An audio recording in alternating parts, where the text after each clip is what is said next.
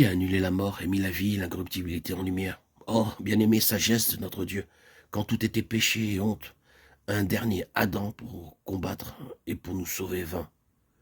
Oh, amour si sage, cette chair et ce sang, qui en Adam avait échoué, devait de nouveau lutter contre l'adversaire, devait lutter et prévaloir. Le verdict de la longue course, c'est ce qui demeure incorruptible quand tout le reste est passé. Le verdict sur la vie et l'œuvre. Qu'est-ce qui restera pour la louange et la gloire de Dieu? Ce mot incorruptible, c'est le mot qui gouverne tout, éprouve tout, et qui est la norme de tout. La couronne de l'incorruptible, c'est la gloire. C'est implicite et explicite dans les passages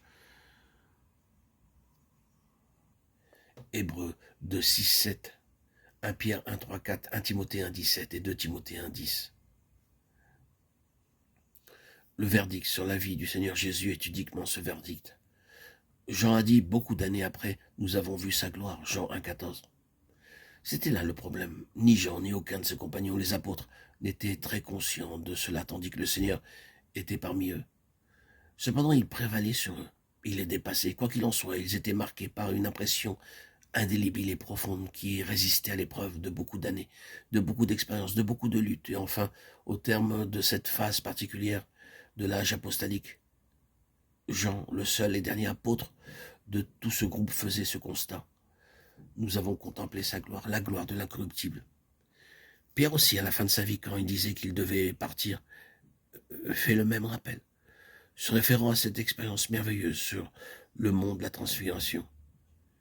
Il écrivait « Nous avons été témoins oculaires de sa majesté, car il a reçu de Dieu, le Père, la gloire et l'honneur. » 2 Pierre 1, 16, 17.